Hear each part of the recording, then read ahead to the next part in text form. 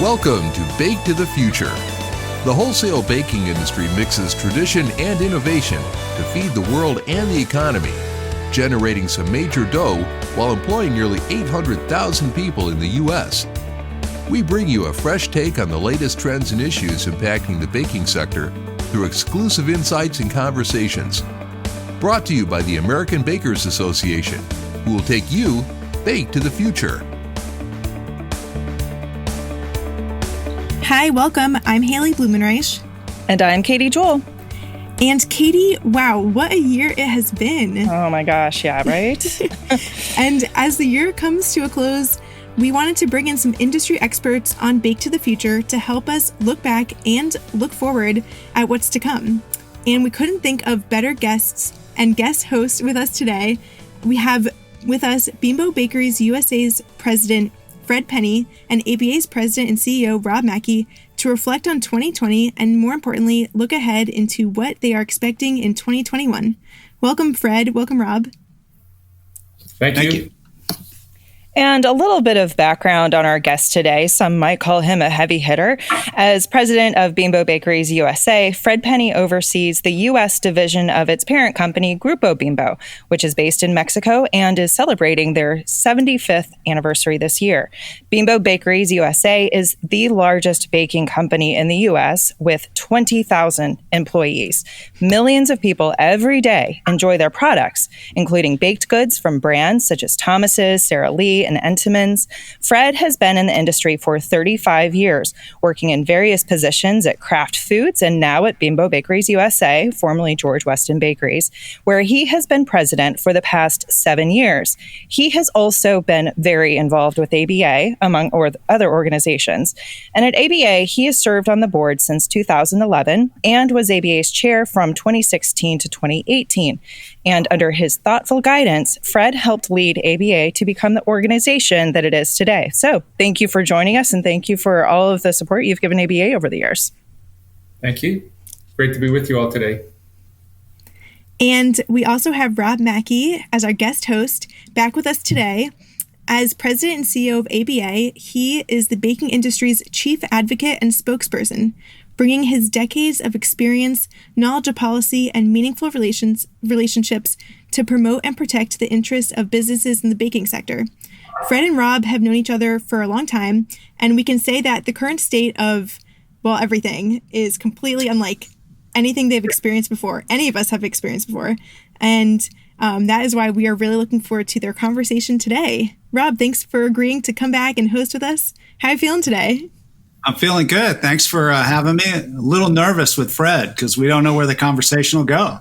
Yeah, and it's kind of hard to, yeah, right. And it's kind of hard to, interview, kind of like your boss, right? So, but before we hand over the mic to you and former boss, by the way, former boss. Okay, all right. Well, I tell my kids. All of our members. Every member is a boss. So yes, be nice. Every member is a boss. So we have a lot of bosses, and that's great. But before we hand over the mic to Rob to lead the conversation, Fred, we have a tough ball question for you. Sure. Actually, a few, but I'm going to start with one just for you. What is your favorite baked good? My favorite baked good? Oh, wow. Mm-hmm. Probably that would be Entenmann's cheese crumb strip. It's not a product that folks outside of probably the Northeast of New York would know. If you get me started on this, I can go for a half hour, which is all the time we have. But so I grew up on Long Island, and my mother used to go to the Entenmann's bakery outlet. We called them thrift stores in those days. That was located in the Bayshore Bakery in Bayshore, New York.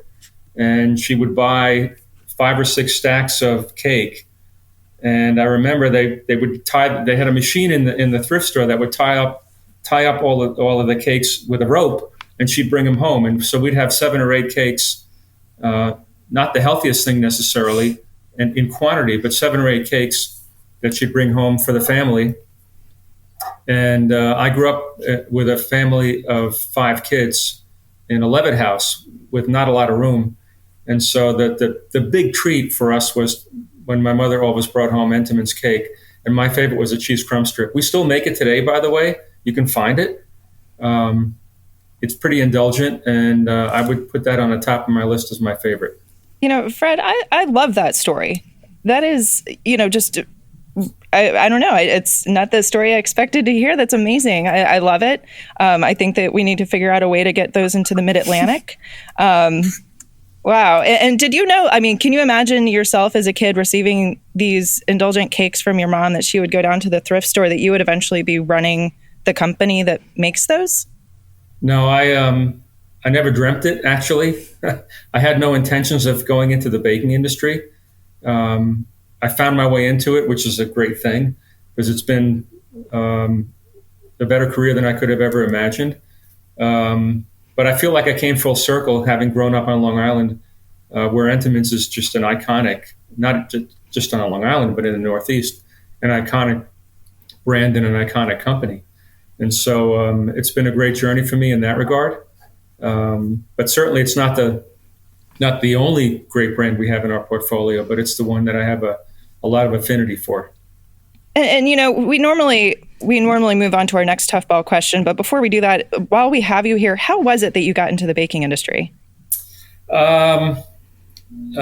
Semi accidentally, actually, I would say. I graduated. I graduated with my MBA out of New York University in 1980, and I was on campus recruiting for a job after graduation, as many of us were.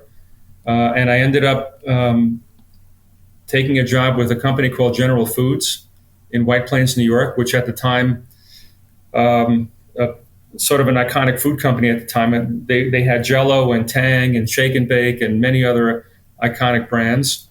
I decided to take a job with them. And long story short, they had acquired General Foods had acquired Entenmann's Oroweat in 1978, or the Entenmann's business, I think in 1978. I may have the date wrong. And so they had it for about 4 years, and the guy that I was working for at the time said, "How would you like to go take a field assignment and go out into an operation and work in the Entenmann's business?" And I said, "Entenmann's? Well, I know that. I grew up on Long Island." I said, "I'll take that job." And so I went down and became, I forget the title, financial manager or whatever it was at the time.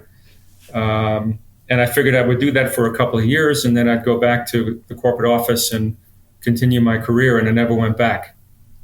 And so I had an injection of flour into my veins when I went down there, and that was the end of it. And I've been in the industry ever since. I love that. And so have you ever ridden on the Entenmann's float in the Macy's Thanksgiving Day Parade? I've not. I've carefully avoided that. I've left that to others. If you ever need volunteers, I know of a few people at ABA that would probably be willing to step up on the float. Maybe me, Well, I do know the person who runs it. So if you want a connection for that, my gosh, that'd be so cool. Okay, we digress. We'll have our people. We'll talk later. I'm trying to keep a low profile on that. Yeah, that's awesome. All right, I'm done with my grilling of Fred. Haley, your turn. Well, I think that Entenmann's, when I think of it, I think of the mini chewy chocolate chip cookies that my grandma on Long Island would always give us when we came to visit, my fave. And so that's perfect lead into our great bake debate question, which is when we ask our guests and our listeners a food baked good related debate. And this episode's question is, what kind of cookie is better, crunchy or chewy? And we'll start with Fred, and then we'll go to Rob. Well, I'm completely biased, so I would say chewy. It's a no-brainer for me. And I would say chewy because Entenmann's makes a great chocolate chip cookie that's chewy. But by the way, Freihofer makes one that's just as good. And if you depending on where you're from in the Northeast, you can have great debates about which cookie is better, the Freihofer chocolate chip or the Entenmann's chocolate chip. And they've competed over the years. I have my own bias, given where I'm from, but I would definitely say chewy is the way to go. All right, Rob, what do you think? Well, and not just because he's my boss, as we talked about earlier, but I love chewy. Cookies are meant to be chewy and gooey, so I fall definitely on the chewy side. Interesting. Well, we're going to put this question out to our listeners and see what comes back. You never know with them. Sometimes we get really into the specifics on cookie formulations and everything. So this will be fun. It would be a great debate to have right now, given everything else going on in the world. If we could spend 10 minutes debating chocolate chip, chewy, or crispy, that might lighten things up a lot. So that wouldn't be bad. Oh man, go a long way. Do we have a podcast for you? I think that sounds like a really, really great topic for Bake to the Future. But we do want to turn serious now. And as we hand over the mic to Rob, we're going to let you take it away and kind of change the tone. And Haley and I will step away so you guys can have a conversation. We'll be back later. Great. Thank you, Katie. Thank you, Haley. And Fred, thanks so much for joining us. I do want to shift and as Katie talked about, y'all are celebrating the 75th anniversary of Grupo Bimbo, and I know that you've been a big part of their success over the years. Talk to us a little bit about, the culture, of the organization. I know it's a very strong cultural-based organization, but really importantly, as we've gone through all the ups and downs and sideways of the COVID, Fred, how have you managed to maintain that cultural integrity is with your team during these very challenging times? Great question, Rob, and thanks for recognizing Grupo Bimbo on there. It was yesterday, actually, December 2nd, was the 75th birthday of the company. And I just think it's an amazing accomplishment. If you think about the scope, the size, the scale of the company now, I believe 34 countries. I'm not sure of the exact count, but really a multinational bakery company, the biggest in the world. I'm not sure the founders envisioned that when they founded the company, but the journey's been amazing.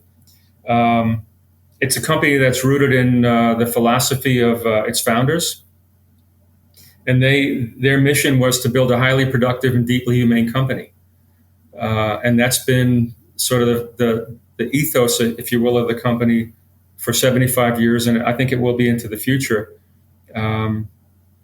And I would say, I guess the pandemic that we've all been living through has tested that.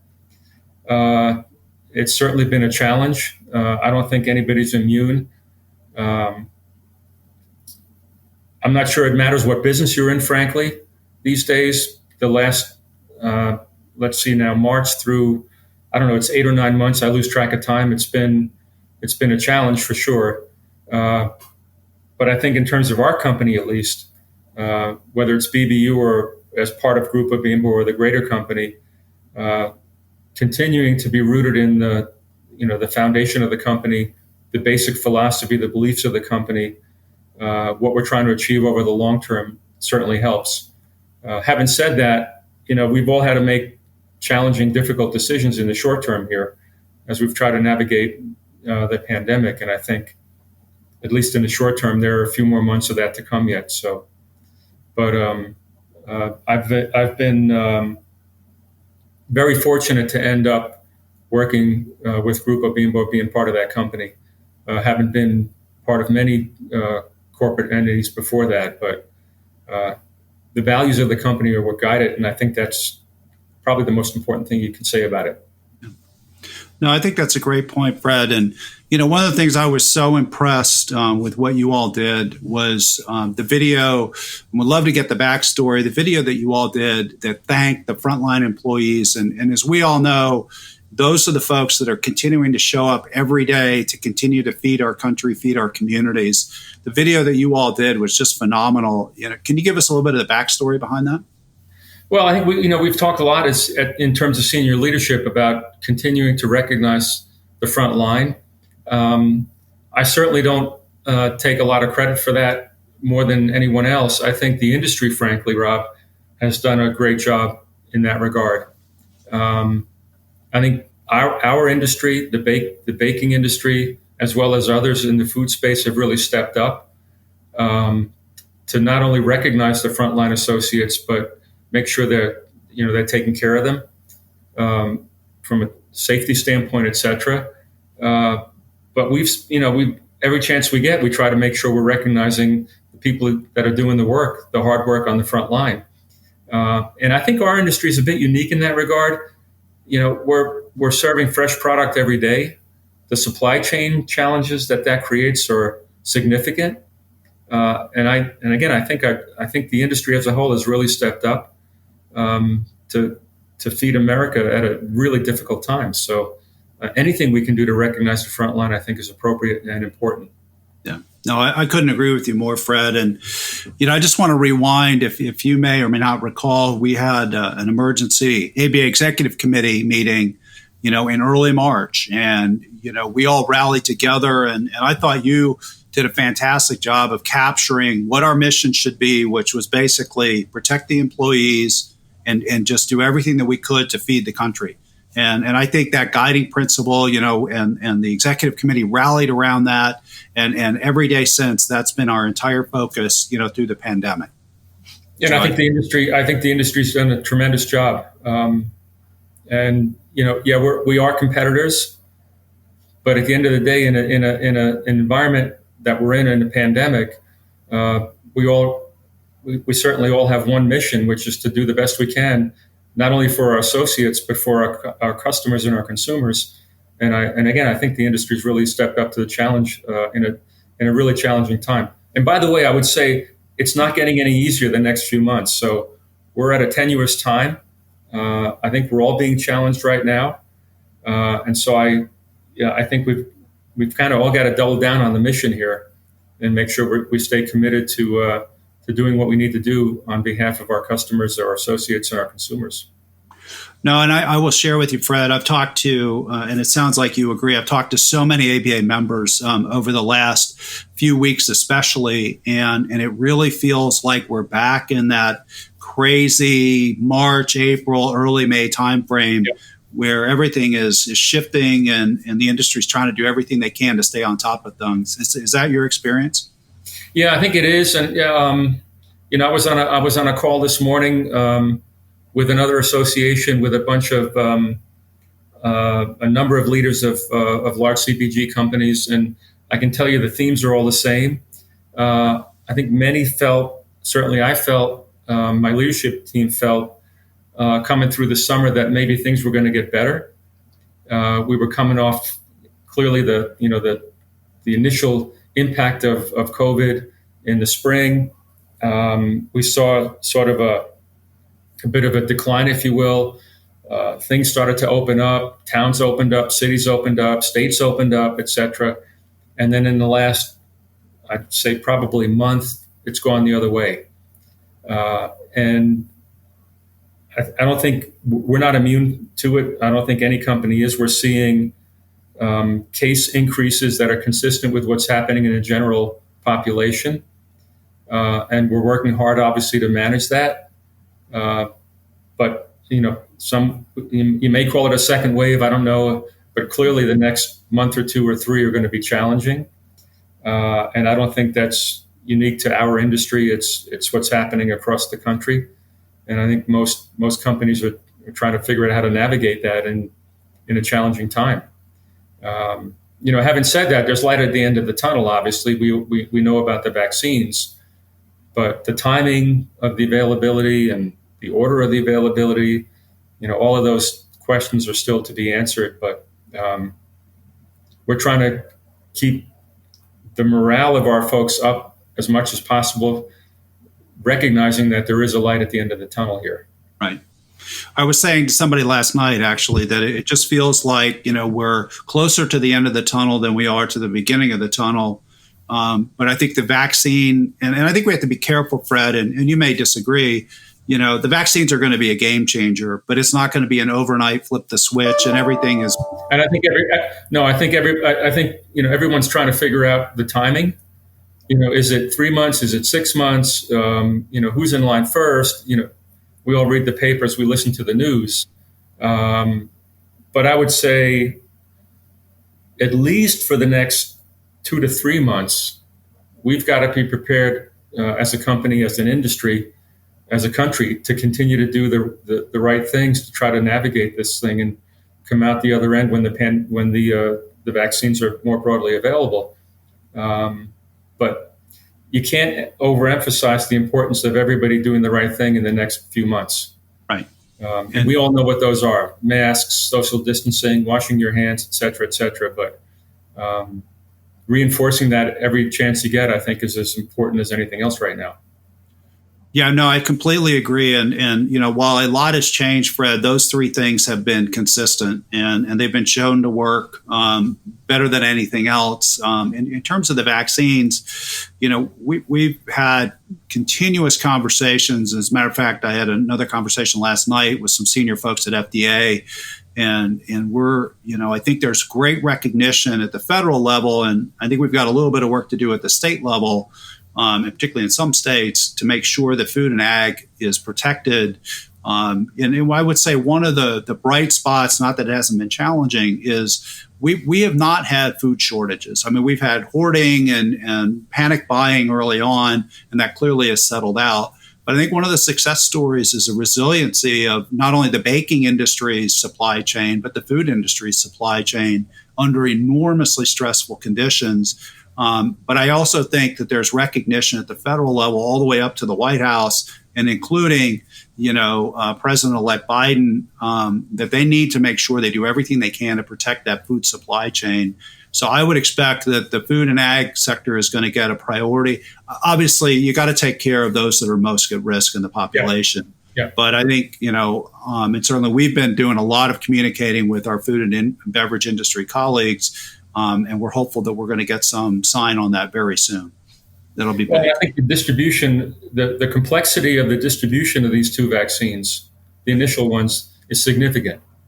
And I think that's one of the things that certainly, I'm going to say, companies that are in the essential category are trying to figure out how and when to get access to the vaccine for essential workers. Right. But it's clearly not simple, given the temperature controls and all of the technical things that are involved in it. But obviously, to secure the supply chain, especially the food supply chain, anything we can do from an industry standpoint to ensure the access, if you will, to our front line for the vaccine is important, and hopefully we can make progress on that. Yeah, I think in the conversations we've had, quietly within the industry, Fred, everybody says, the office folks, should come last. The folks that are literally on the front line, particularly in some of the older manufacturing facilities that might, have some distancing, challenges, those should be the first priority. Is that something you would agree with? Yeah, I think so. Everybody's trying to figure it out. Obviously, we all have to follow CDC guidelines. We'll see how that all plays out. But I think the bigger question is when and how broadly will vaccines be available? Right. Because the numbers obviously matter here. No, absolutely. And, obviously everybody's hoping it's sooner rather than later. So, we talked about, this sort of renewed environment. Brett, what have been some of the lessons learned by you and your team that you're now able to apply with this sort of ramp up in COVID exposure? Great question. My initial thought on it is I think we've learned a lesson with regard to the value of focus. And by focus, I mean focusing on, a fairly simple, clear mission, to do the best we can to provide product to our customers, feed the country, while keeping our people safe. Generally in a corporate environment, you may have a lot of projects and a lot of things going on all at the same time. But when something like a pandemic hits, an event that none of us envisioned, it requires you to bring clarity to what you're trying to accomplish. And getting some things out of the way that may not have been as important as the key mission, I think taught our organization, certainly I learned a lesson from it that, focus is valuable, and you can accomplish more if you're more focused than if you're less focused. And without getting into the specifics of what all that might mean to a certain company or our business, certainly that was valuable early on. Having said that, I would say, Rob, it's become more and more challenging the longer this goes on to keep that focus. I think people are weary, they're tired. We all are. I think we're all fed up with Zoom meetings. I think the challenge of, being highly committed and focused on the mission is stressful for people, and it's becoming a bigger challenge, which right now we're dealing with in sort of this wave two piece of the pandemic, if you will. Right. Let me ask this, Fred. Because we've all, and I've talked to, I was talking to another baker last night, and they were talking about, right now the focus is the day in and day out managing COVID. Whether you've mitigating exposure, protecting employees, all of those sort of the blocking and tackling, the important blocking and tackling. But looking forward, what are there some positive things, some things maybe that you all have changed up or you see the industry has changed that might stick as we get into 21 and beyond? Well, I think maybe the biggest one, one of the big ones is, I think the industry has benefited from, maybe I'll say, a somewhat renewed interest or more consumers coming into our category and into our brands, not just our brands, other brands as well. Right. The big shift to food consumed from home as opposed to away from home clearly has driven, the category significantly. And one of the big questions that we're asking ourselves, I'm asking my people, is, how much of that shift is going to be sustainable? Right. And frankly, what do we have to do as a company, and I'd argue for others in the industry as well, to try to retain as many of those consumers who've shifted their consumption behavior? I don't know when things are going to get back to normal. That's a big question. I'm not sure that even after a vaccine is broadly available, that we're going to go back to exactly what we had before, right, in terms of consumer behavior and consumption. Things I think will be somewhat different. But clearly we've benefited, and others have as well, to the shift to food being consumed at home. And so the big question is, how much of that can we retain, and how much of that consumer behavior will continue after a broad scale availability of a vaccine? Right. At some point, people are going to want to go back out to restaurants. At some point, hopefully sooner rather than later, students will go to college. Kids will be in school again. Things will be more normal. At some point, people will travel more again.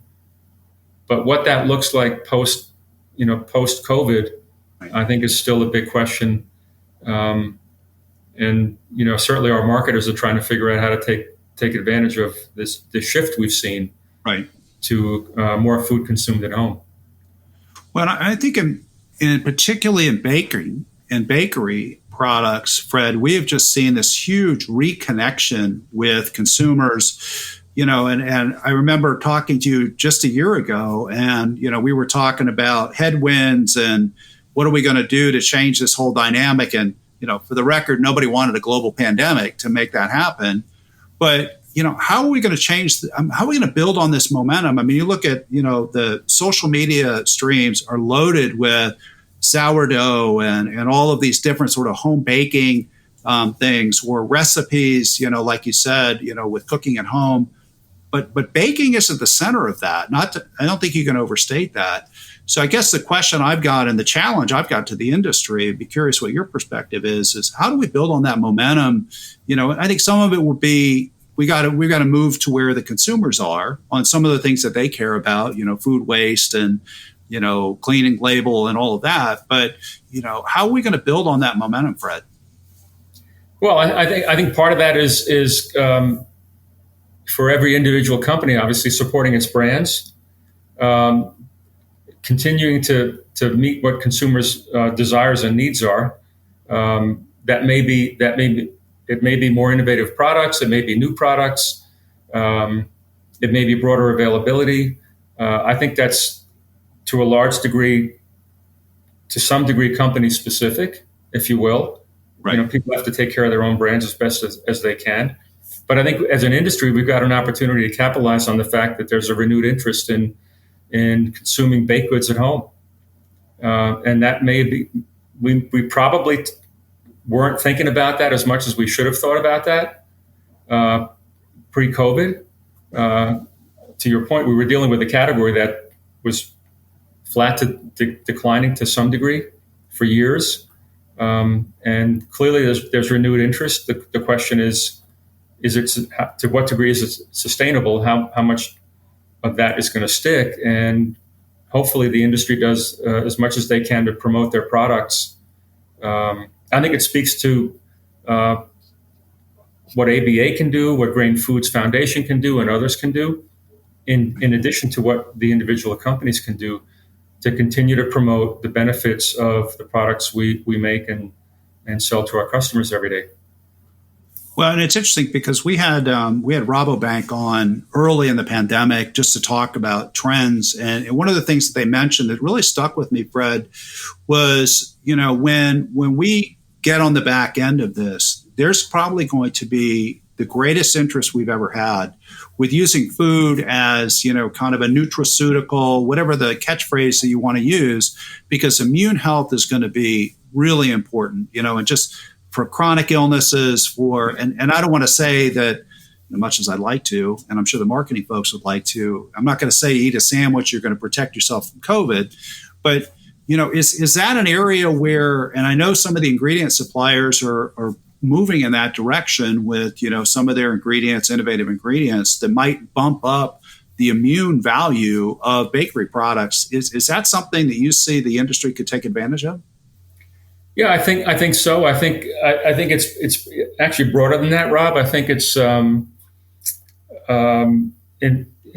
that the messaging about a balanced diet, ensuring the messaging about the fact that the products we provide can fit into a healthy lifestyle and a healthy diet.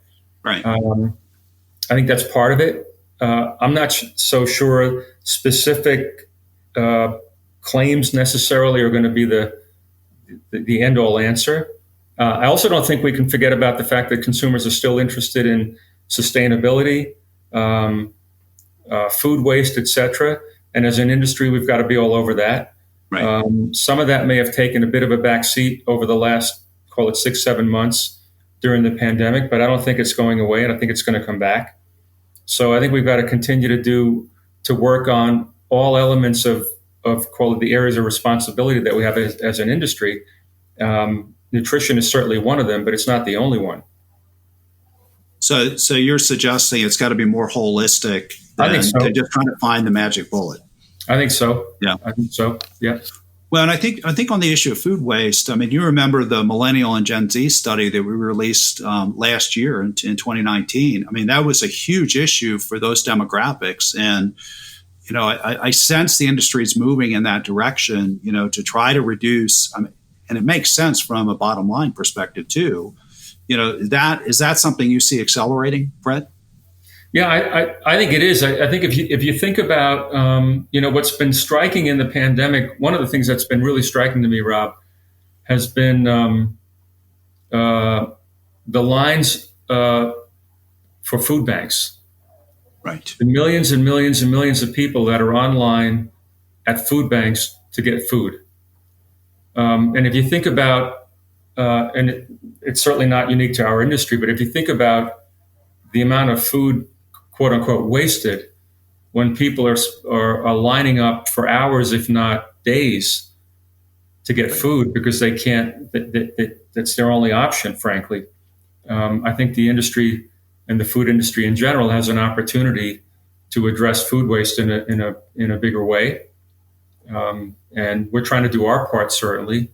But I think it's a big issue. And I think as we come out of this, it's an area we have to continue to focus on and try to become more efficient at. Yeah, I would definitely agree, Fred. And I think it's not going to be revolutionary. It's going to be evolutionary. We can continue to chip away at that and make some gains there. So I wanted to shift a little bit. So have you seen any fundamental shifts in terms of clearly there's been all kinds of disruptions in terms of the production, the operations, and especially the logistics side of the business. do you see any fundamental shifts that are going to stick? And maybe there's been some efficiencies that have been discovered in this process, but are there any fundamental shifts that are going to change in terms of operations and logistics for the industry? Well, I think, one of the biggest shifts we've seen, this is not going to be a surprise to anyone, I think, listening, is e-commerce has basically exploded. And we all know that. I think we're all feeding that trend, right? With, shopping from home delivery, et cetera. But it's also exploded in the food space. I think it's accelerated the move from, I'll say, bricks and mortar shopping to online shopping by years. I don't know how many years the experts would say, but it certainly accelerated it. Right. I think that's going to continue, and that presents some different challenges for the supply chain, particularly in our business where we're more shorter shelf life. I think that's a trend that's going to continue. Early on, when the pandemic first hit, I think many companies in CPG, whether it's food or otherwise, were forced to rationalize some of their portfolio just to get product out the door. And clearly that created some opportunity for efficiencies. We experienced some of that. Right. To the extent that some of that is more sustainable going forward remains a question, but I think there were some learnings there for sure, in terms of trying to have a more efficient supply chain. But I think those are the couple that I would call out. E-com sticks out for me for sure because the numbers have just been astronomical. Yeah, it was like throwing gasoline on that fire. It has exploded. And I think going back to your point, Fred, that you made earlier about the importance of building and sustaining brands, in an e-commerce environment, I have to believe, and I'm not the expert, you are, but that brand identity and connection with consumers directly has got to be the whole ballgame. Yeah, I think it is. Clearly, we're all consumers. We go on and we do our clicking, and right. It all depends on what comes up first on the search. I would also say, though, with e-com, fulfillment is critically important, and I think that's also a big challenge, not just for our company, for others in our space. But fulfillment, meaning when whoever the associate or employee is in the supermarket, in the retail outlet, is looking for the product, that the product is there. Right. Because click and collect has exploded as well, and I don't think that's news to anyone. If you go outside of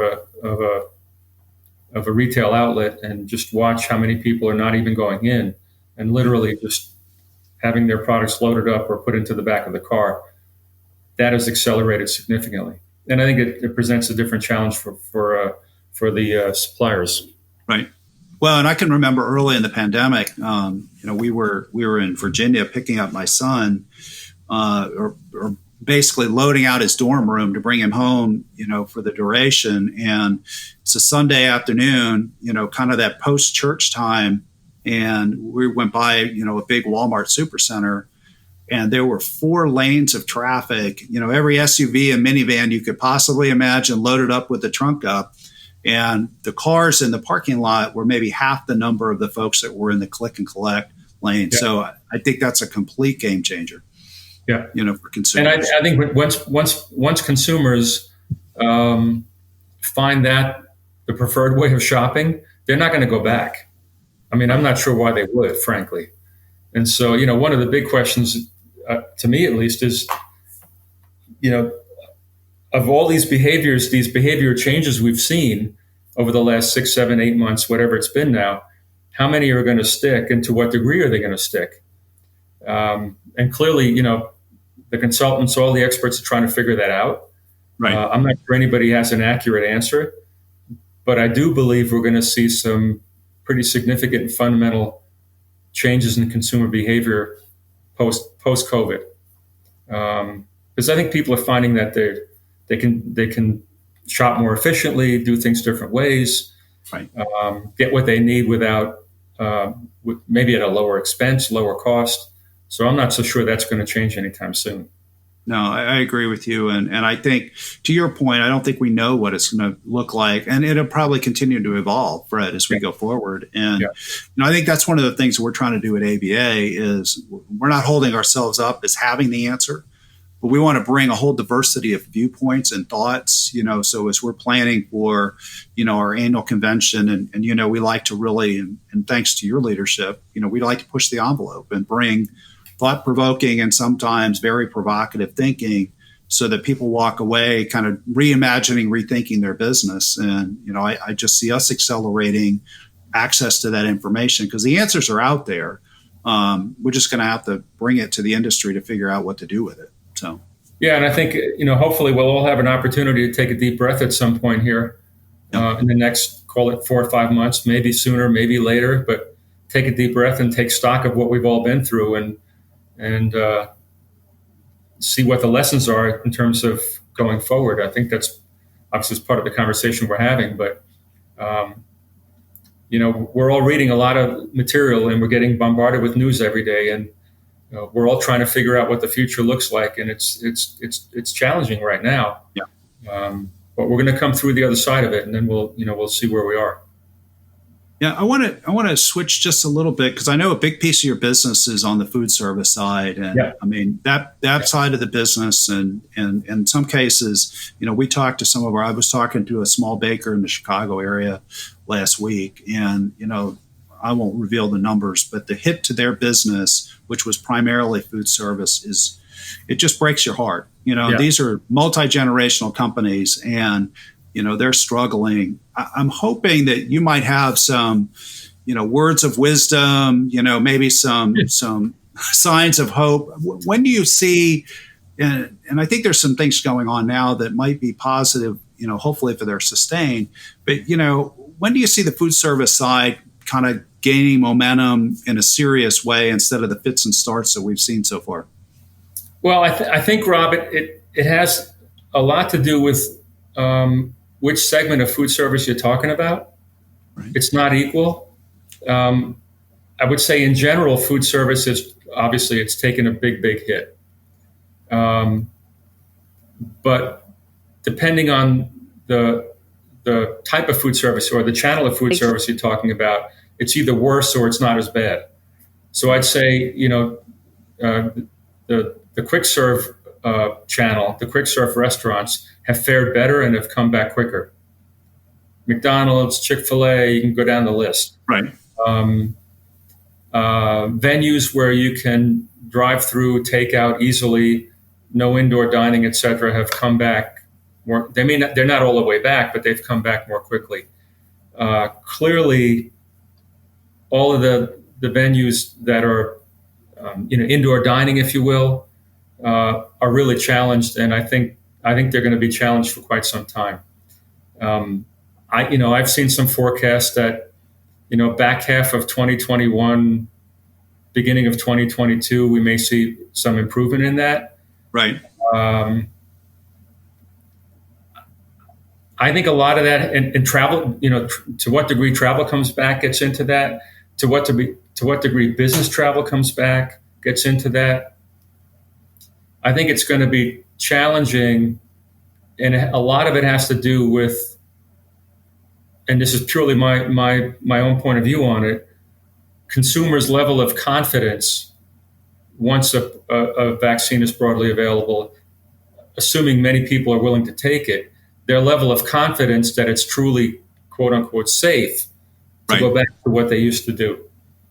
So, and right now it's a big challenge because depending on where you are in the U.S., in many states and many municipalities, you probably have no indoor dining available at the moment at all. Right. At all. In some states, it might be 10% or 20%. I know in my state, the one I'm in right now, a month ago, we went from, I don't know what it was, 25% to no indoor dining. Right. So, how long is it going to take for consumers, the general population, to get comfortable? And when are these lockdowns going to open up? But when are they going to be comfortable going back in a bigger way? I think the food service venues that are tied to hotels, airlines, those channels are going to be challenged. Sporting events, yeah. Sporting events, they're going to be challenged for a longer time. Hopefully it's sooner rather than later, but I don't want to make any predictions about it, but I think it's challenging. But yeah. I guess my main point is it really varies by what channel of food service you're talking about, in terms of better or worse off or coming back sooner rather than later. But certainly the ones that have not necessitated a consumer going physically into a building are the ones that have fared better over the last several months. I'm sure you saw the report. One of the QSRs that's doing really well is Sonic. It's the old school drive up, get your burger and fries, and sit in the car. And I just find that, kind of refreshing and a little amusing. Drive by any Chick-fil-A around lunchtime. Oh. Right. Yeah, and there are others that have the same experience, but just line after line after line of cars. But then there are other venues that are just have no business, and it's a shame. I mean, never mind the small restaurants, the independents. That's a whole other conversation, and it's really it's tragic what's happening to a lot of the independent restaurants. They're trying to hang on, and anything we can do, obviously as individuals or families, to support them, I think is really important. It'd be a shame when this is all said and done to lose thousands and thousands and thousands of small businesses. Right. And hopefully that won't happen, but it's happening right now. So, yeah. Long story short, the food service answer varies. It's not one simple answer. Clearly the folks the companies that are heavily, if not exclusively food service, have been really challenged and hurt. Right. Hopefully sooner rather than later they get a chance to come back, but it's been very difficult for sure. So Fred, I want to sort of end on a more upbeat, optimistic note. What are you optimistic about? What are you finding bright spots? And I know sometimes it's hard to search, and what are the bright spots that are going to come out that you're looking forward to in 21?